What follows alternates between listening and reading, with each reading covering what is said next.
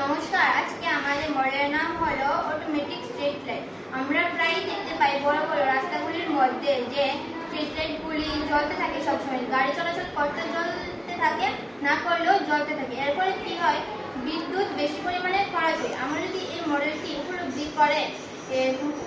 করে চলি, তাহলে গাড়ি আসলে স্ট্রিট লাইটগুলি জ্বলবে এবং গাড়ি চলে গেলে স্ট্রিট লাইটগুলি বন্ধ হয়ে যাবে। আমরা সাধারণত দেখতে পাই যে বিদ্যুতের জন্য সরকার আমাদের মতো জনসাধারণের থেকে এক পরিমাণ কর আদায় করে।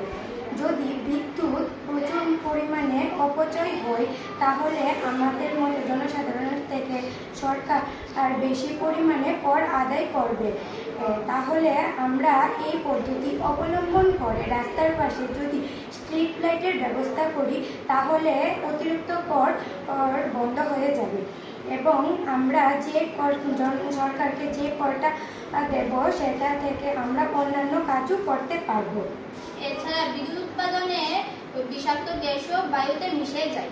যদি আমরা এই মডেলটি অবলম্বন করি, তাহলে আমরা বায়ু দূষণ কম হবে, বিদ্যুৎ উৎপাদন কম হবে, ফলে বিদ্যুৎ ব্যবহারও কম হবে।